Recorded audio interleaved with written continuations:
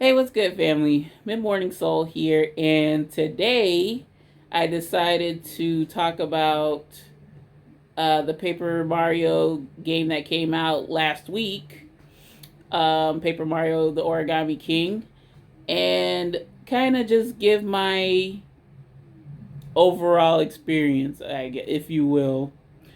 So, folks, it came out last week, July 17th. I finished my playthrough on Monday. I started it Friday, finished it Monday. Reason for that being is that I did want to make a video concerning this game.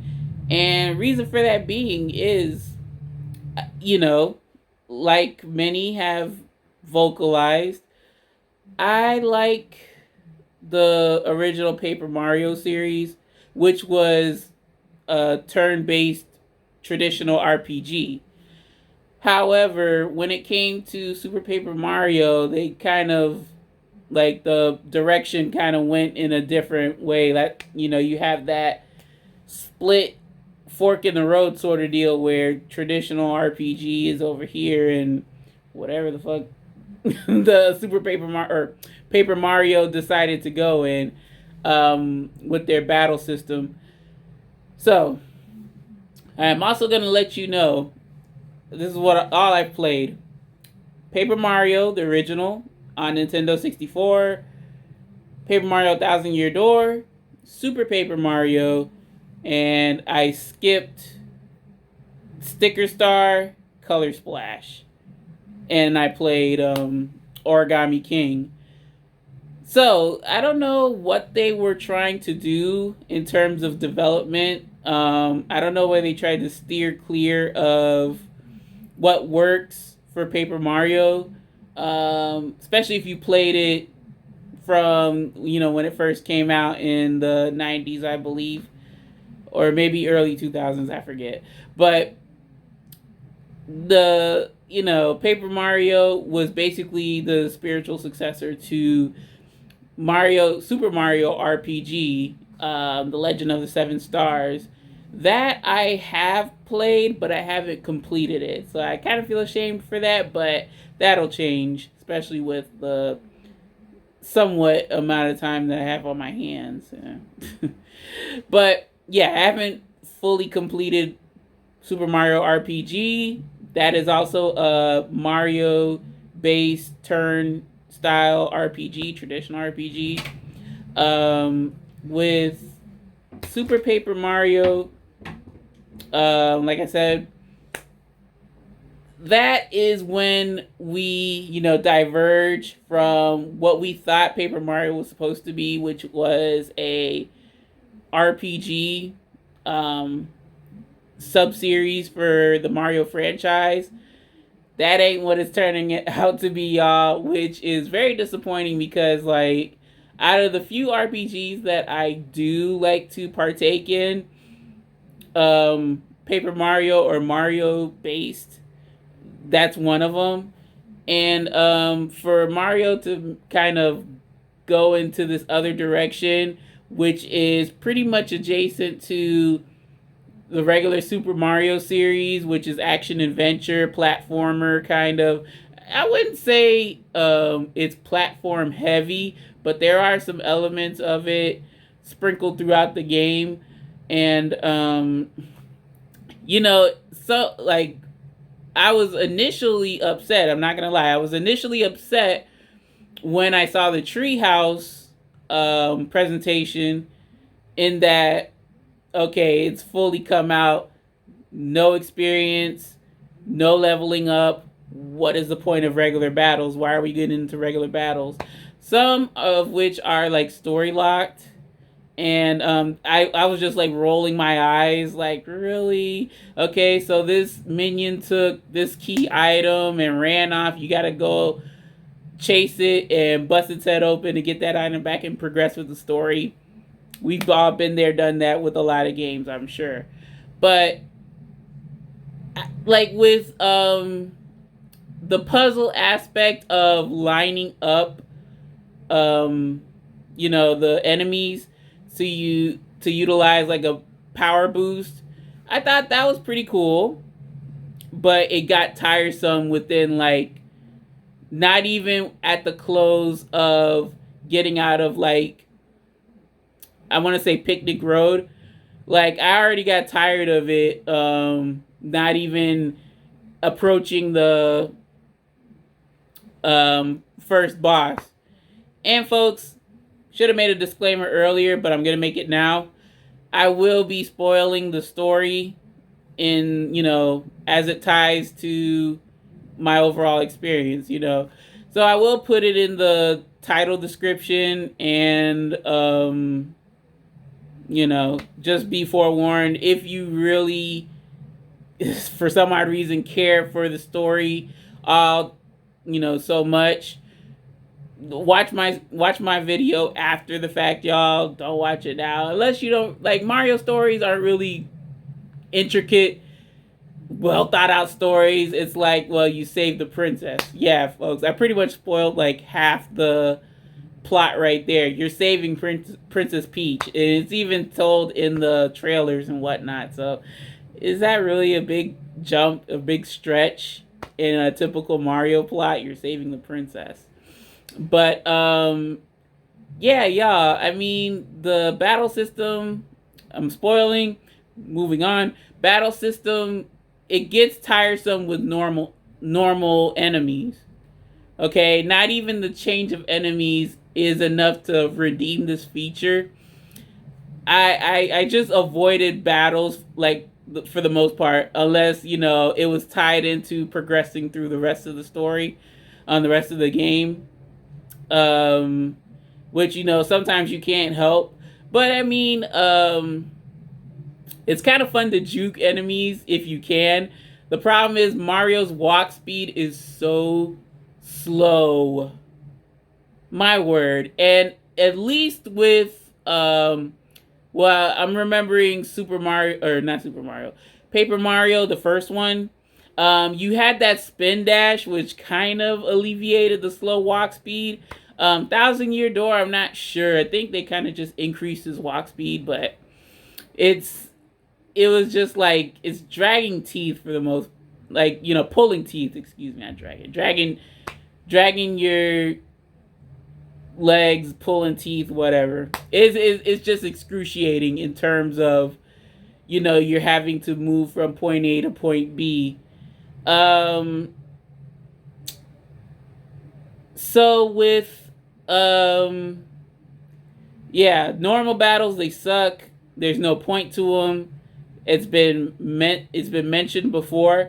I did like the puzzle aspect of lining up enemies, but that's short-lived, And then like with other Mario or Paper Mario titles, you do get the chance to like build up the most of your attack when you time the button presses just right. I mean, that's pretty much what it is. And I don't know about Super Guard, but there is a guard feature where you press A at the right time. Mario does this, and he like blocks for reduced damage. Kind of another red flag in starting Paper Mario, y'all, is I want to say it's you start out with 50 HP. So I'm like, well, geez Louise. Usually you start off with 10 HP and then you just build it up from there. But no, you start off with 50 HP this time around. And I don't know how it was with Sticker Star and Color Splash, but if you want to indulge me in that, feel free to do so in the comment section, because y'all, I don't think I'm going to be touching those games anytime soon. Let's be honest. I have no desire, really. Like, I tried Sticker Star for, like, the first world, and I couldn't get into it. The battling was really, really uninventive. It was, like, boring. Really boring. I thought Origami King normal battles were boring, but no, I remember going back to Sticker Star. Yikes. Because all you're doing is picking out different stickers and That's it. If that sticker beats the enemy, you won the battle. So, yeah, we will not speak on Sticker Star anymore because I have nothing else to say about it. But Origami King, getting back on track, Origami King's battles, I did appreciate the puzzle aspect, but really only in the boss battles. Y'all, the boss battles were very fun, very rewarding, even though there was no EXP or, well, there were some items, but mainly you got coins.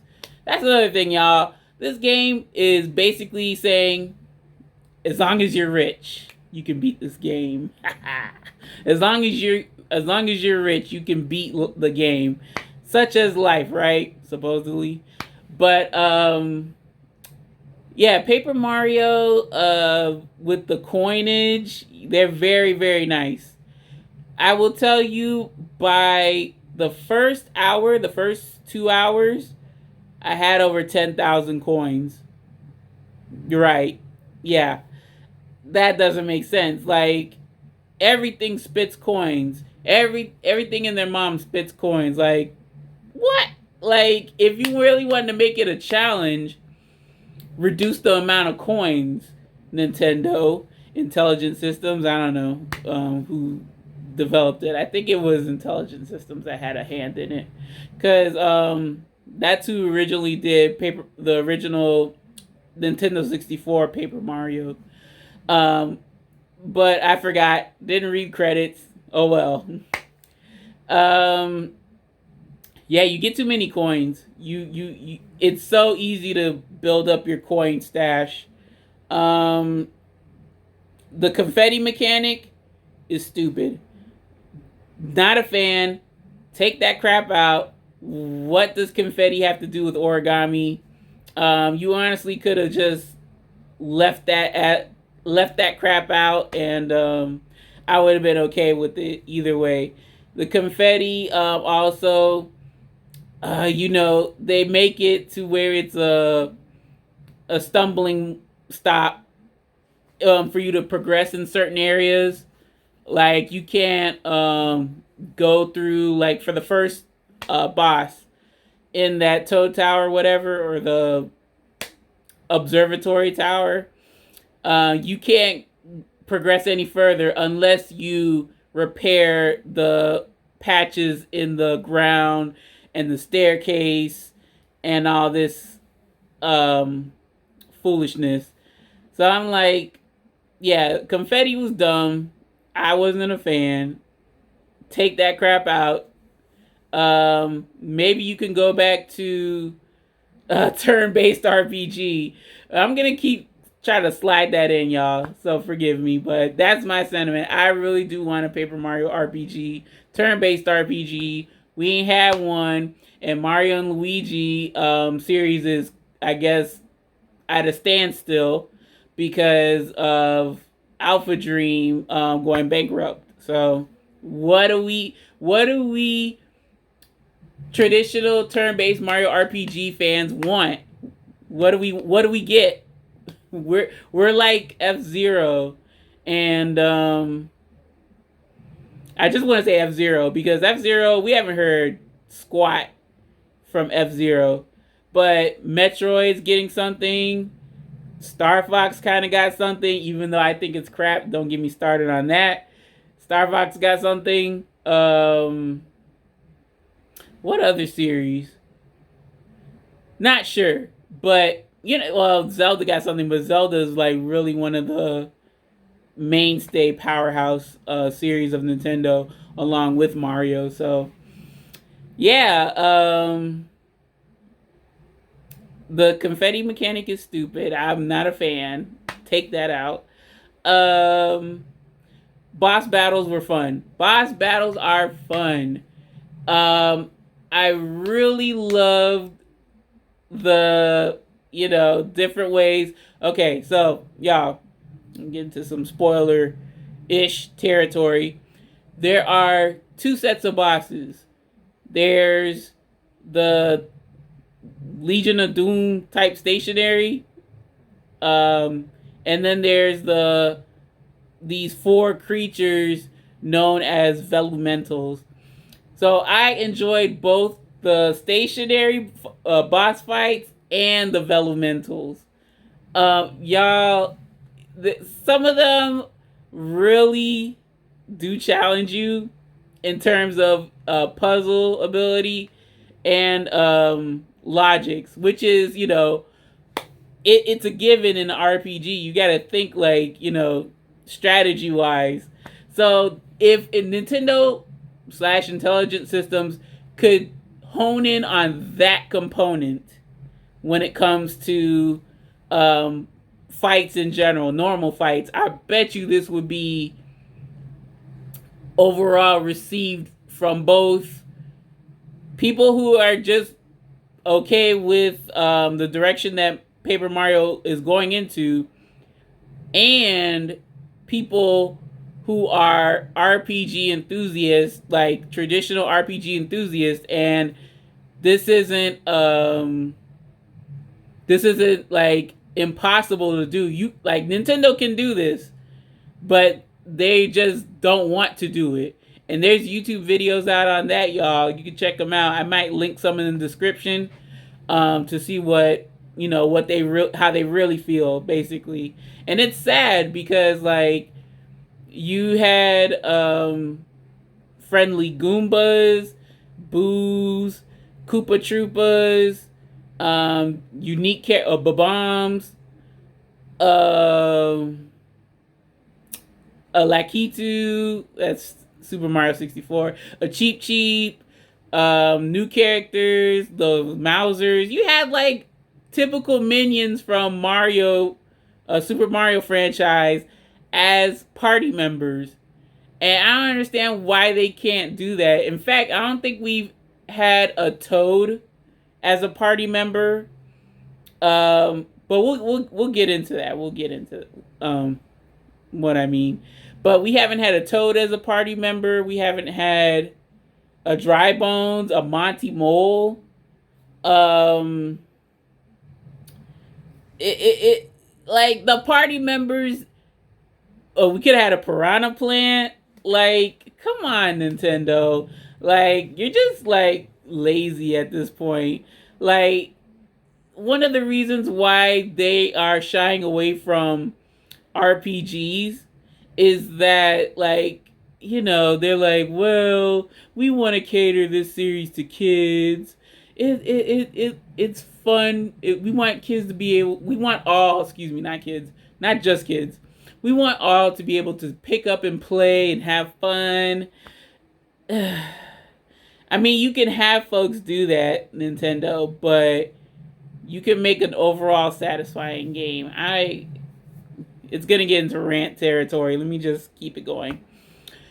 So, boss battles are very creative, very thought out, like stuff that you would think these Legion of Stationery, I don't know what their technical name is, whatever. I'm gonna just call them Legion of Stationery. Legion of Stationery, some of them you have to watch out for because they can seriously end a piece of paper, like very quickly. They can destroy a piece of paper. It's like stuff like I'm not gonna like go in detail because I would want you to like have some element of surprise. However, I mentioned party members.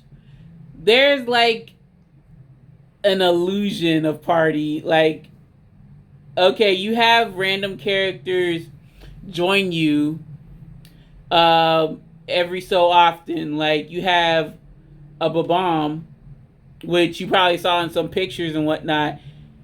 He joins you in the second streamer. So he tags along with you throughout the chapter. I mean, it was cute. I was like, oh, we have a party member. It's so cute. What party members contribute during battle is that sometimes they'll hit the target to hit the whatever enemy, and they have a chance of missing. You can't command them. They just have one specific attack, and then they'll hit like the most damaged enemy to kill them off for you. But like I said, they do have a chance of missing the bomb, in which Olivia affectionately names Bobby. He has a bomb rush or something, and he missed a lot with my playthrough. So, I mean, I forgave him. He did hit when he needed to, but y'all, it was kind of ha ha he he. You know, let's try to skirt around it being an RPG, but not really. We know it's not an RPG because there's no freaking experience or whatever. But yeah, you have him. I'm pretty sure, unfortunately, you may get spoiled if you haven't been already with what happens to Bobby. But yeah, I felt some sort of way. What else? What else? A Toad joins. Well, it's Professor Toad. He joined you in the yellow streamer, and I thought it was pretty cool because, like I said beforehand, I don't know about Sticker Star or Color Splash. We never had a Toad ally in party, so that was, to me, my first experience, and I thought it was pretty cool. I would have liked to, you know, maybe have them command them, but no, they just have a one specific attack and it can miss. That's all you need to know. That's your party member, and they walk around with you, but they won't join you in the Velumental battles. There's 4 Velumentals: Earth, Ice, Water, Fire. That's it. And Olivia. I didn't really care much for Olivia. She was annoying. Yeah. I mean, I don't really have a favorite like sidekick for the Paper Mario series anyway. So I mean, and by sidekick I mean the characters that follow the main character, not party members, because usually, I say usually, but Olivia is an exception. They don't fight alongside you in battle. They're there. So, Olivia, she has the power, as you'll find out, through the first Velumental, that she can take on their form, because you're collecting these books known as biblioforms, and that helps her to fold herself into the Velumentals. So there you go. But yeah, Olivia, she's like nothing special, nothing. But yeah, I don't really have a standout favorite. I guess Tippy from Super Paper Mario, but because her story with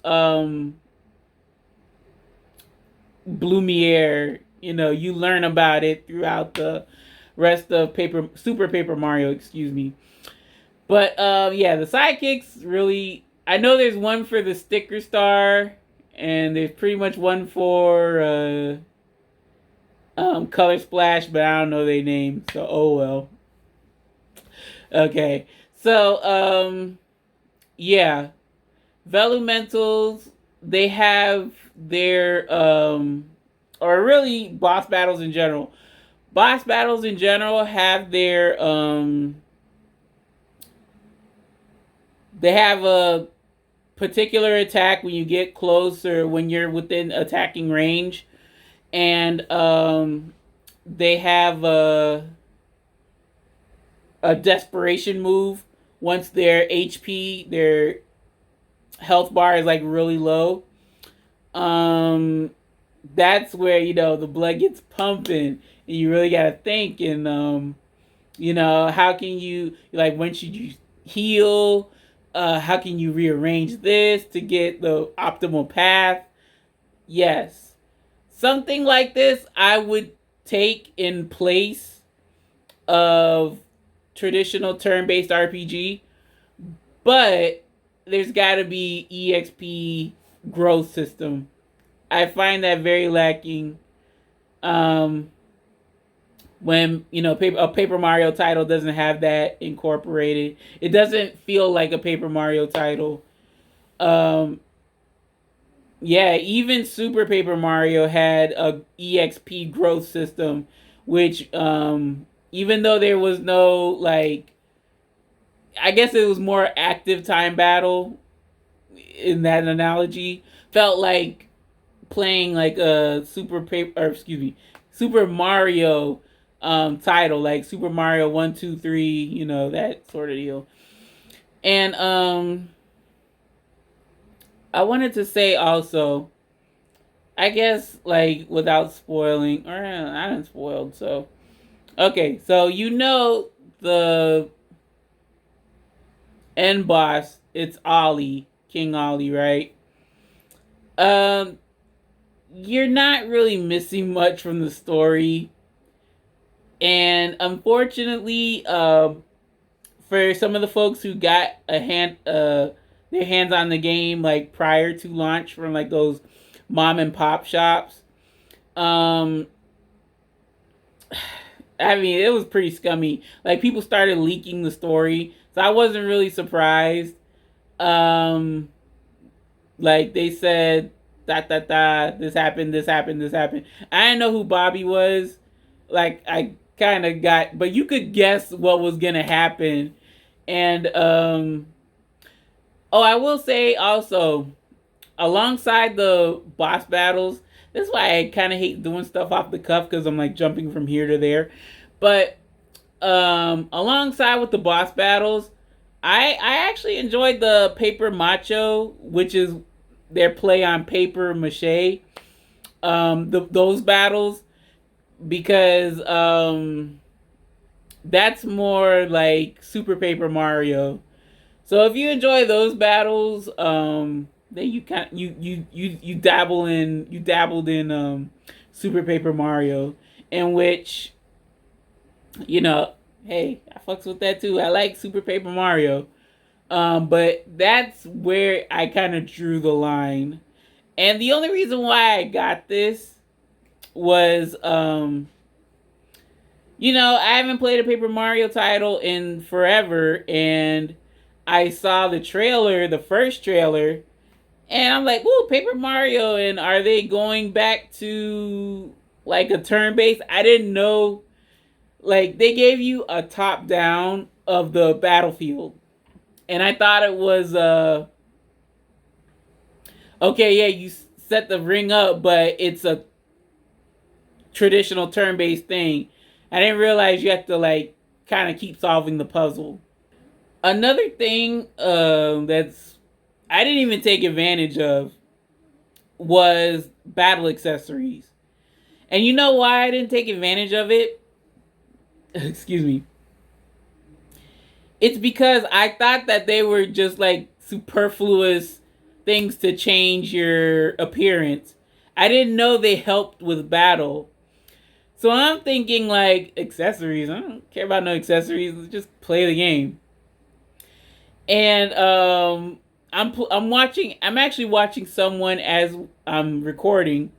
I'm watching someone playing Origami King, and like, he has guard plus, HP plus, and some other one. I don't even know the accessories, y'all. So I'm like, oh, you mean to tell me I could have made this game even easier than before with equipping these battle accessories? Wow. I mean, it was easy up until I want to say, shoot, Elemental purple streamer. Um, yeah, because mainly my silly self kept like doing y'all. Okay, this is so embarrassing. But the first time I died in Paper Mario, the Origami King, it was because I fell into a hole. Okay, so I'm not a god gamer. Don't get me wrong. Like, I do like my puzzles. That's why it was kind of easy to like see what to do and how to solve stuff. But some of the other stuff, I was so scatterbrained. Like, yeah, it's embarrassing. It was embarrassing to admit that. Like, that's the first time I died in Paper Mario. Like, I would say after the yellow streamer, which is the third streamer, because the order is red, blue, yellow, purple, green. Those are the ways you tack the streamers. And you know, with the 5 streamers, 4 Elementals, folks were saying that the game takes 30 hours. I would agree with that. I took a little bit longer because like I just tried to do everything myself. And you know, I did try to find as many toads as I could. They make it, you could probably get through the game quite quickly, you know, just only triggering those battles that, you know, have to progress through the story. But yeah, it's like a 30-hour game if you just go straight through it. Maybe 30, no, maybe like 50, 60 if you're trying to 100% complete the game. And by 100%, y'all, there's like several things that you can complete. The holes, which need to be patched up with confetti, the collectibles, the both collectibles, toads, question mark blocks hit. It's like 5 things. But yeah, it's a lot of stuff to 100%. And it's nice that the game tells you in an in-game message, like it'll pop up on the right-hand portion of your screen saying 100% toads found this area. So yeah, if you're like really OCD, good luck with that. Have fun. But there are devices to help you find the toads and any hidden treasure. So accessory. And you know how I'm not lying to you? I'll show you right now. But you've won without using any or equipping any battle accessories. I didn't know that was a thing. But yeah, as long as you have enough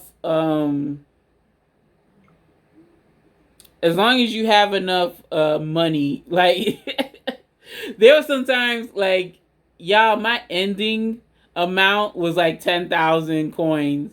And I spent up most of them with using,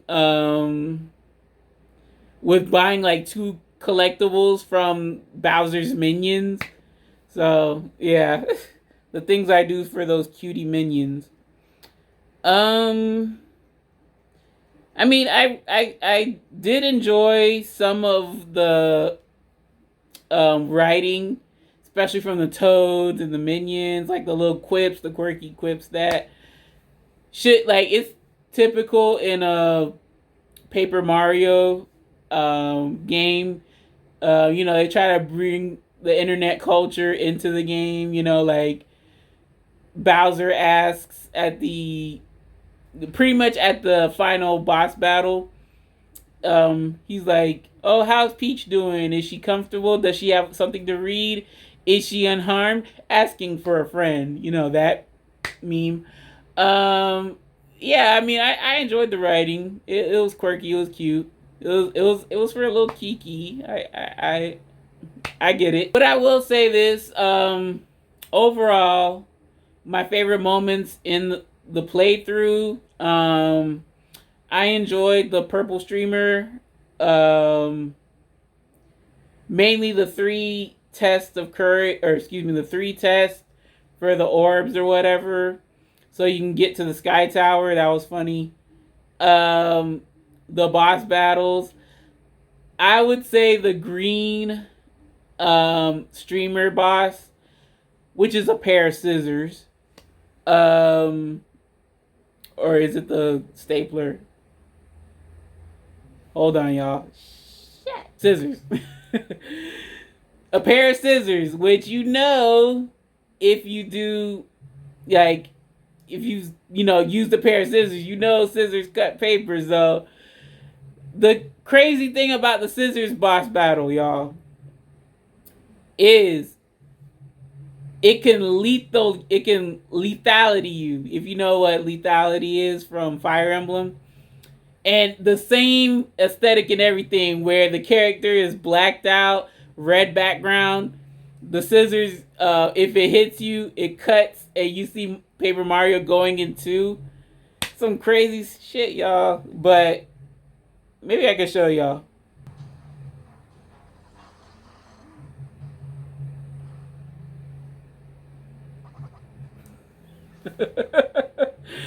When that happened to me, though, it hits differently. I was like, it counts for 999 hit points, health points, whatever. So yeah, it's a one hit kill. And the crazy thing is, the scissors is actually like, oh yeah, I want this to be a fair fight, so I'll use some safety guard. And yeah, sure. You use the safety guard. If you hit the safety guard, which you have to be careful, because the scissors stands on its point or it stands on the handle. So if it stands on the point, you want to jump on it. If it stands on its handle, you want to use the hammer, because you just want to hit the handles. You don't want to hit the safety guard. So I thought that was pretty clever. Also, there was, this is towards endgame though, there was a weird creature, whatever, called the Hanaconda. And yeah, that's basically, that boss battle is rock, paper, scissors. And I thought, like, this should have been a thing. Like, I thought the battle system was gonna take a cue from, like, Fate Extra off the PSP. Like, I really did like that battle system. It was very simple, but complex. If you've never seen Fate Extra off the PSP, I would highly suggest you check it out, because it is an awesome game. I would love to complete it with Archer and Caster. I did a playthrough with Saber when it first came out, but I don't know how to record PSP. Paper Mario, if there was a too long don't watch, it's a slow start in the beginning. You really, if you want to see how fun the game is, you gotta play past the first streamer. And when it starts to pick up, there were some things in which, I'm like groaning and rolling my eyes, like, is this necessary? There's like freaking 3 sing-alongs, 2 annoying mini games, among other things. But once you hit, I want to say, yellow streamer onto the end game, it's fun. It is fun. Like, I'm not gonna lie, I actually enjoyed myself. I actually wanted to see this playthrough to the end. And I'm just sad that Paper Mario is taking this turn in which, what about still a traditional Mario RPG? I remember a representative from from another YouTube video saying that there can't be room for 2 Mario RPGs. And I'm like, huh? So what? Like, you can have 2 Mario RPGs. You can have plenty of RPGs. Y'all just don't want to do it. Which, you know, it comes down to, are y'all being lazy? Yes, you are. Come on now. Would I want a remaster of Paper Mario Thousand Year Door? Sure. I mean, why not? But if this is the direction that Paper Mario is headed into, they need to bring back some of the elements of challenge. Even so, even with me being able to beat this without any battle accessories, you know, there was still some challenge toward the end. The final boss battle, Ollie, all his forms, the only form I had a problem with was the first form with the Velumental, because he takes on 2 Velumental forms, and then before he goes to his second phase. So, you know, he picked ice and earth. And I have a problem with ice because the ice element, Velumental, excuse me, you have to be good at memorizing. And it's like, I don't know if I can memorize all this crap. But, you know, it's like a love-hate sort of deal. Like, I want Paper Mario to be better, but I don't know if they're, like, developers and whatnot are going to be defiant as to, well, we heard what you want, but we're not going to give it. So, hey, for those of y'all that are hurting that this isn't Paper Mario, the spiritual successor to Thousand Year Door, you know, I'm with you. I really wish that there was a Mario RPG, a Mario themed RPG that kind of fixed that niche. But if this were like a spin-off of a spin-off. What? But yeah, that's what this feels like. If this was deemed more as a spin-off of a spin-off, I think it would be more received. I think it would be more well received. Excuse me, I cannot talk today. But I still enjoyed it. Will I go back and try to 100% complete it? With how the saving is, it's kind of weird. With how the saving is, which it's tied to one Nintendo account. I mean, I have 2 on deck. So, I mean, I guess I could, but I could just use my default, the save file that I beat it with, and, you know, just go back and complete everything and then beat the boss again. But, since you're here with me, y'all, I'll just go ahead and tell you what the deal is in the story. So basically, Ollie's daddy is a toad. He's called the creator toad or the origami toad or whatever. It's a toad that you find off of the Great Sea. Okay. The origami toad folded Ollie to life using a technique called fold of life, and he brought Ollie to life. He also, the origami toad, he also wrote into the toad, into Ollie, like, may you be a great king, you know. Ollie got butt mad because he got scribbled on. He saw it as scribble, but he didn't see what the message was. So that's why he's evil, y'all.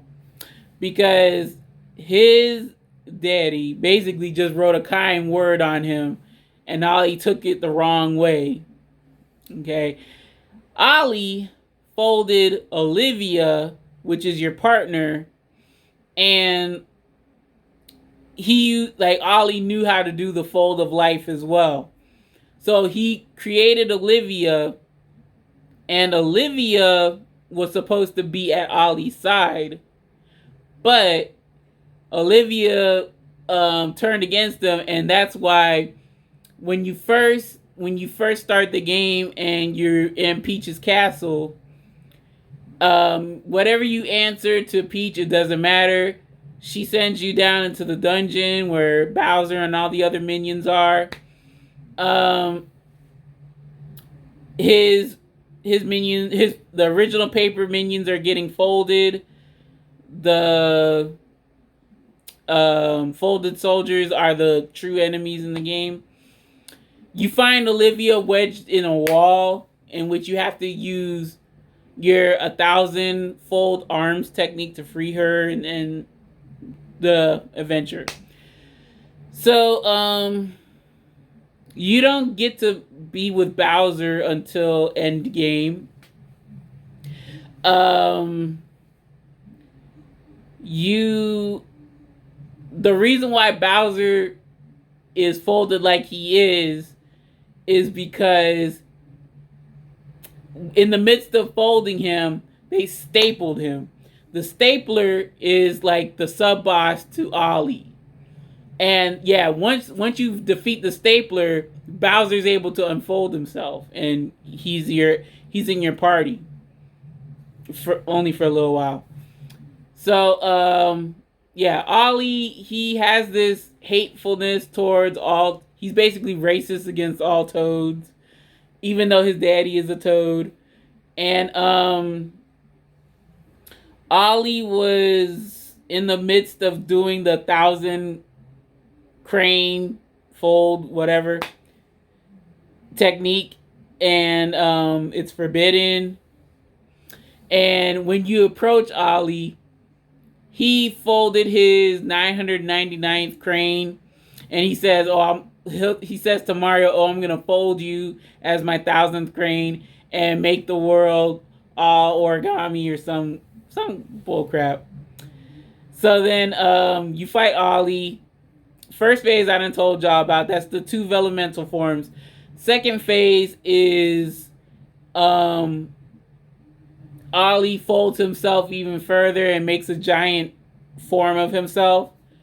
To which, to counter, Olivia folds Bowser into a giant form, and they're like having a sumo match in which you have to help intervene by using your 1,000-fold arm technique to slam and make sure that the Bowser is on has the advantage. So once you defeat Ollie in the second form, he falls into the pit, whatever, this purple drink pit, whatever, and he comes back up even bigger, stronger than ever. This is his final form. But y'all, the final form is really just you putting a puzzle together. That's all it is. You gotta put a puzzle from memory, and once you do, y'all, it's easy. It's easy. Like, you beat the boss. But the thing is, you have to do it. You have to do it by within 60 seconds, or you die from gas inhalation, like this poison gas inhalation. So yeah, once you beat up Ollie, you kicked his ass for the final time. He's crumpled on the floor and he knows he's gonna die, so he calls Olivia over and tells her, like, what does my writing say? And she tells him what I told you all, which was like which is like what Toad scribbled, that origami Toad scribbled on him. And oh yeah, I forgot to mention, how did Olivia know about that folding technique that changed Bowser into the form to match Ollie?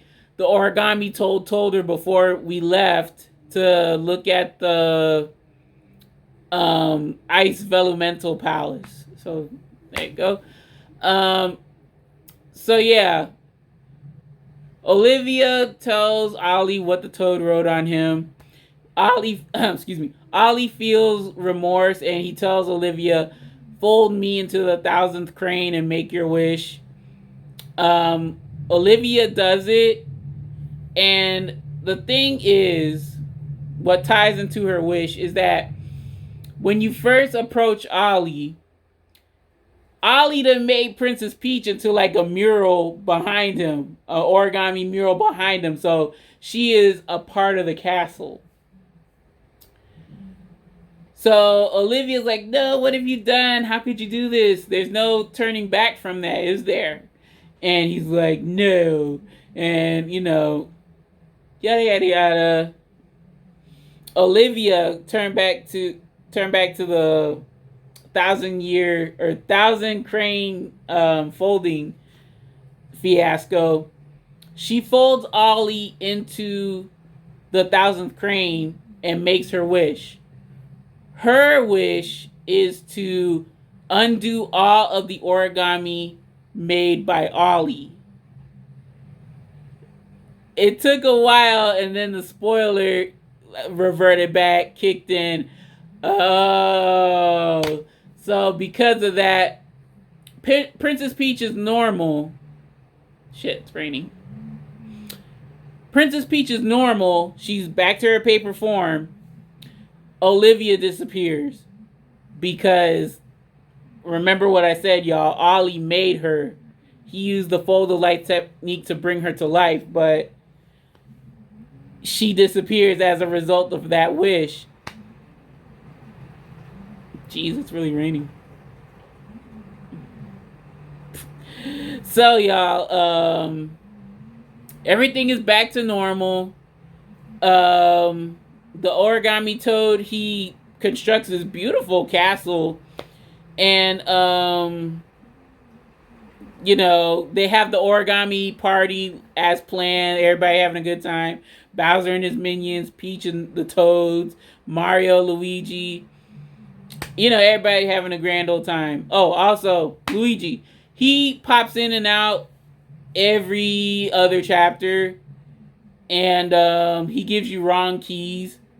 And then the running gag is that he's looking for Princess Peach's key to the castle, but he gives you all the important other keys to continue moving forward in the story.